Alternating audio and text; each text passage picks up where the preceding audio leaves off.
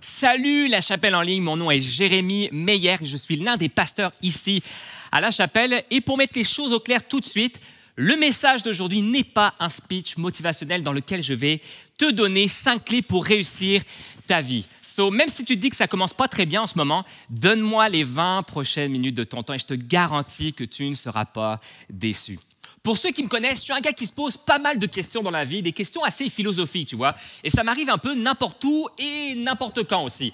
Des questions du genre, comment ça se fait que c'est toujours après 30 minutes en auto que ma femme se tourne vers moi et me pose la question de savoir, Jérémy, est-ce que tu as bien pensé à fermer, oui exact, la porte de la maison?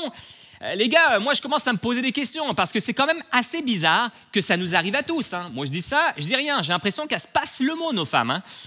Et ce qui est surtout bizarre, c'est que quand moi je suis tout seul en auto et que je me pose la question, je me dis, oui Jérémy, t'as dû fermer la porte, t'es quand même quelqu'un d'intelligent, tu y as pensé, je veux dire, pas de souci. Mais lorsque c'est ma femme qui me le demande, je sais pas, non seulement elle me fait douter que j'ai bien fermé la porte, mais en plus de ça, elle me fait douter que j'ai carrément une maison. Ça va loin, ça va très loin.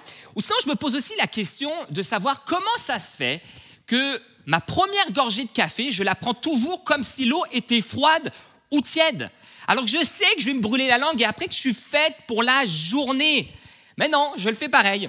Ou sinon, je me pose aussi d'autres questions du style, comment ça se fait que j'arrive sans problème à tolérer mon odeur aux toilettes, alors que lorsque je passe après quelqu'un, tu vois, juste une première inspiration me donne l'impression d'être sali de l'intérieur. Comme si moi, ça sentait la rose, mais les autres, ça sent pas bon, quoi. Bref, vous aurez remarqué, je me pose pas mal de questions. Mais rassurez-vous, je me pose aussi des questions intelligentes du genre, qu'est-ce que ça veut dire réussir sa vie? Ça fait maintenant un peu plus de 4 ans que Jade, ma fille aînée, est née. Et non, j'essaye pas de faire un jeu de mots avec ça, ok?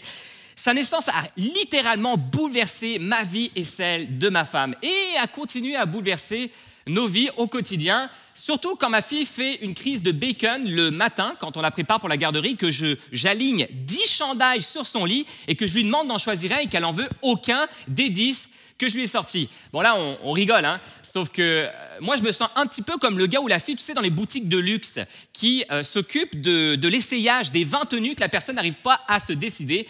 Tu vois, moi, c'est mon quotidien le matin avec ma fille. Et vous me direz, mais ça vient d'où? Et moi, je vous dirais, j'en sais rien, ok? La réponse classique et basique que je pourrais vous donner, c'est une fille. Mais bon, je n'entrerai pas dans ce débat, ok? Bref, ma fille a bouleversé ma vie et la bouleverse encore aujourd'hui. Et j'ai cru comprendre d'ailleurs que ça allait continuer toujours avec le temps. En tout cas, je me souviens d'un moment précis où je jouais avec elle sur le tapis de notre salon. Et là, je me suis mis à penser. Et je me suis dit, est-ce que c'est pas ça finalement, réussir sa vie? Être là ensemble, sans pression, sans distraction, juste profiter du moment présent tel qu'il se présente à nous. Oui, je sais, c'est un peu spécial. Tu sais, c'est un peu comme le Doctor Strange quand il se met en mode astral et qu'il est capable de voir au ralenti un petit peu tout ce qui se passe autour de lui. Quand j'ai mes réflexions philosophiques sur la vie, c'est un petit peu comme ça que je me sens. Mais ce moment, sans blague, a vraiment bouleversé ma réflexion sur le sujet. Et je me suis mis à approfondir la question. Qu'est-ce que ça signifie vraiment réussir ma vie? Et avant de vous donner ma réponse, j'aimerais te poser la question. Qu'est-ce que ça signifie pour toi réussir ta vie? Avoir une belle maison et un beau char, et pour tous les Européens qui nous regardent, une belle voiture. Amasser assez d'argent pour ta retraite. Décrocher enfin la job à laquelle tu as toujours rêvé. Publier ton premier livre justement sur comment réussir sa vie. Ou encore rencontrer l'homme ou la femme de tes rêves. Et by the way, cette personne n'existe pas. Okay? En réalité, la personne le devient. Au fur et à mesure des choix que tu prends à chaque jour, tu te lèves le matin, tu te dis « Je vais faire de cette personne l'homme ou la femme de ma vie ». Et là, j'aimerais ça faire un beau drop de mic, mais je ne suis pas sûr que les gars de la technique vont m'apprécier pour ça, donc j'en resterai là. Mais bref, retiens bien ça, ok? Et aussi, peut-être que réussir ta vie signifie pour toi devenir une référence dans ton domaine. Ou encore, faire le tour du monde en moins de 80 jours. La question que j'aimerais te poser, c'est qu'est-ce qu'il y a après? Parce que, en réalité, toutes ces choses ne sont pas mauvaises en soi. Mais qu'est-ce qu'il y a après? Qu'est-ce que tu gardes? L'auteur de l'Ecclésiaste, que nous pensons être le roi Salomon, affirme avoir tout eu, tout vu et tout vécu. Malgré tout, ses premiers mots dans son livre sont les suivants. De la fumée, dit le sage. Tout n'est que fumée, tout part en fumée. Je ne veux pas être prophète de malheur, mais si tu penses évaluer la réussite de ta vie sur la base de ce que tu possèdes, tu vas être amèrement déçu. Je nous repose donc la question. Que signifie vraiment réussir sa vie? Afin de mieux le comprendre, j'aimerais regarder avec vous ce matin à la vie d'un personnage biblique d'exception qui s'appelle Jonathan. Commençons les présentations. Jonathan était le fils de Saül, premier roi d'Israël. Dès son entrée sur la scène biblique, dans l'épisode que nous appelons encore aujourd'hui l'exploit de Jonathan en 1 Samuel 14, nous découvrons un homme fort, courageux et confiant en Dieu. Ce jour-là, juste pour vous donner une idée, lui et son porteur d'armes ont tué à eux seuls 20 Philistins, ce qui provoqua une grande terreur dans le camp de leurs ennemis. Bref, le gars, c'est pas une saucisse. Mais les exploits de Jonathan, aussi incroyables qu'ils euent été, sont de pâles trophées face à l'humilité et la soumission incroyable que ce dernier a manifesté envers David, premièrement, mais surtout envers Dieu. Un peu plus loin dans le récit biblique, et après de nombreuses années, nous retrouvons Jonathan aux côtés de son père suite à la victoire de David sur le géant Goliath. Voici ce qu'on lit en 1 Samuel 18, versets 1 et 3, 4.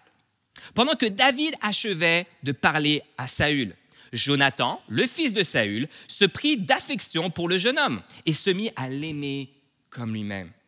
Il aimait tellement David qu'il conclut un pacte d'amitié avec lui. Il ôta le manteau qu'il portait et le lui donna. Il lui offrit également ses habits militaires et même son épée, son arc et son ceinturon.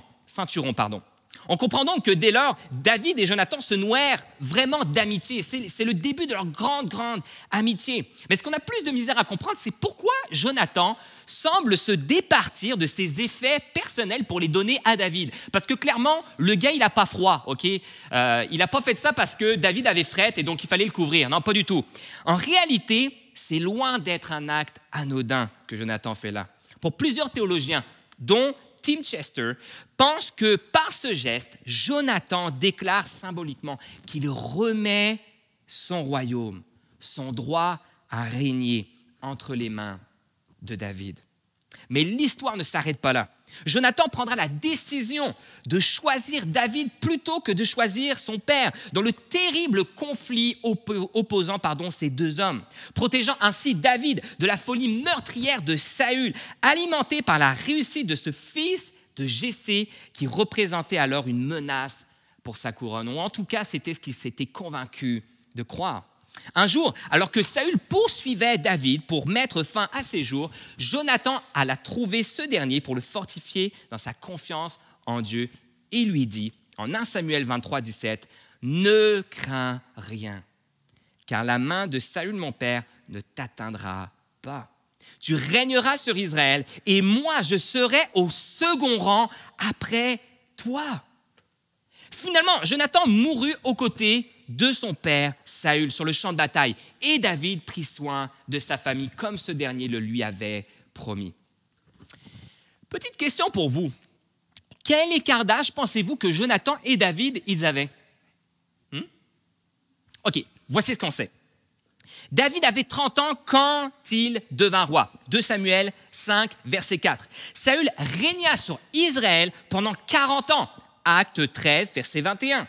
Donc David doit être né les 10 premières années du règne de Saül.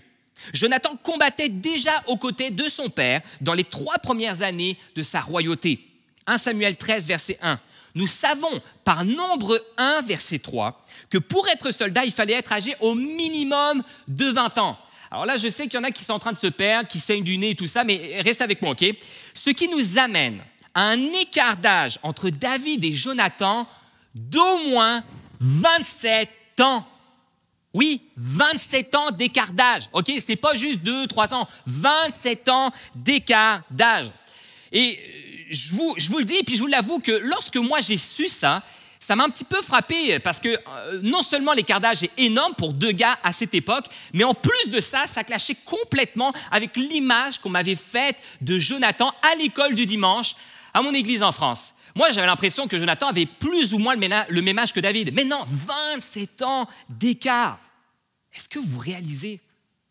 Jonathan, le grand guerrier, l'héritier légitime du trône d'Israël, l'aîné de David, et en plus, de loin, comme on l'a vu, reconnaît l'onction et la faveur de Dieu sur la vie de ce dernier, à tel point qu'il se soumet à lui et lui cède, sans lutter ni résister, le trône d'Israël. Et tout ça avec amour et joie. C'est hallucinant. Arrêtons-nous là quelques instants. On regarde à cette histoire et on se dit, man, Jonathan, quel homme, quel homme. Le gars, c'est pas une saucisse, pour revenir à ce que je disais tantôt. Mais la vérité, c'est que beaucoup d'entre nous aurions eu de la misère à faire non seulement ce qu'il a fait, mais j'irai plus loin, à être ce qu'il a été. Le choix de Jonathan défait non seulement toute logique, mais en plus, aux yeux du monde, il est complètement absurde. Il n'y a qu'à voir les réactions de son père dans tout le récit biblique qui parle de lui. Le contraste est frappant et sans ambiguïté. Saül, de son côté, est convaincu que David est un obstacle à la réussite, à sa réussite à lui et à la réussite de sa famille. Que pour demeurer roi et garantir la couronne à sa descendance, David doit mourir. Point barre. Et de l'autre, Jonathan, de son côté, est convaincu que sa propre réussite passera par la réussite de celui que Dieu a choisi. Le seul qui soit digne et appelé à régner sur Israël, David. Lorsqu'on étudie la vie de Jonathan, on réalise que Jonathan avait compris bien des choses sur qu'est-ce que ça signifie vraiment réussir sa vie. Puis j'en ai retenu 3 qui m'interpellent moi personnellement et que j'aimerais vous partager aujourd'hui. De 1, Jonathan a compris que réussir sa vie telle que Dieu l'entend est bien plus à propos de qui nous devenons en tant que personne que quoi que ce soit d'autre. Pas mes possessions ou mes accomplissements, ce que je deviens. Un homme selon le cœur de Dieu. Un employé intègre dans mon milieu de travail. Un employeur bon et bienveillant.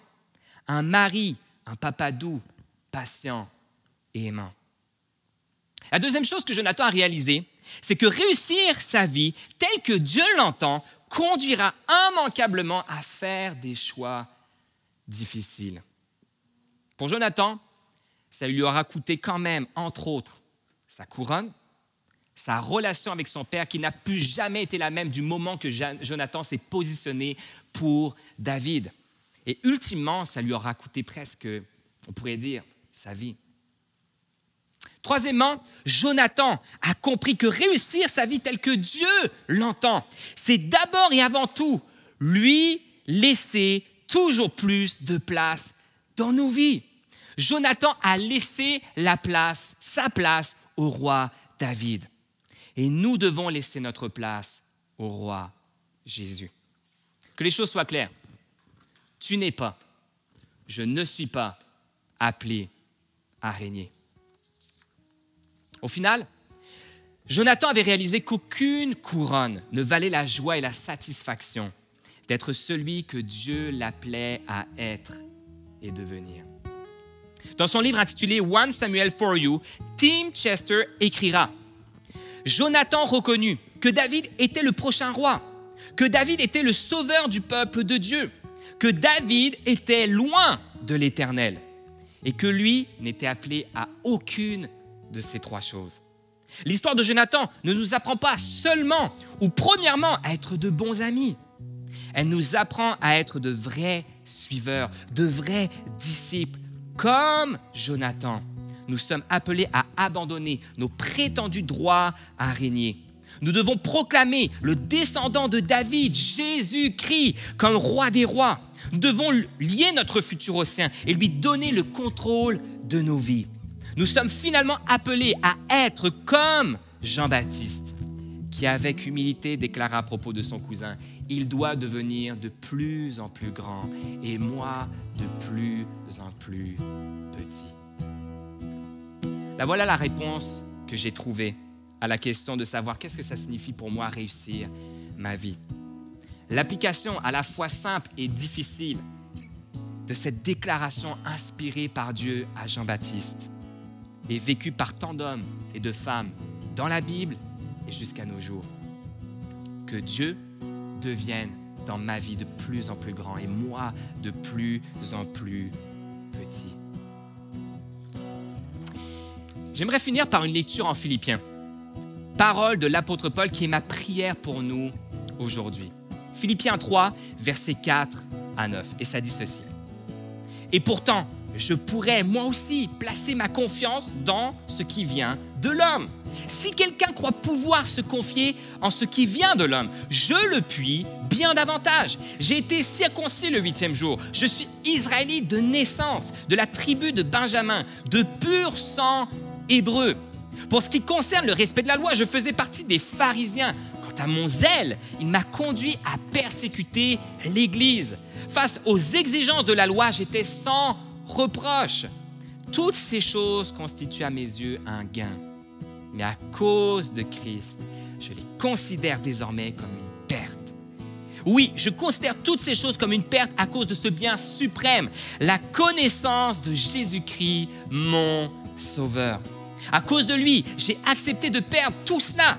Oui, je le considère comme bon à être mis au rebut, à la poubelle, afin de gagner Christ.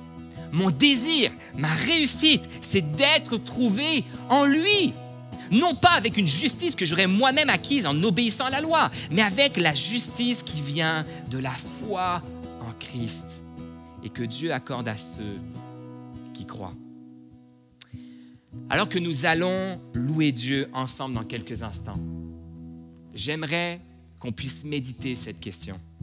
Est-ce que je suis présentement en train de poursuivre cette réussite qui est de gagner Christ? Parce qu'en réalité, cette réussite-là, elle transcende toutes les autres réussites. Et elle vaut vraiment la peine qu'on se pose cette question. Est-ce que je suis présentement en train de poursuivre cette réussite qui est de gagner Christ?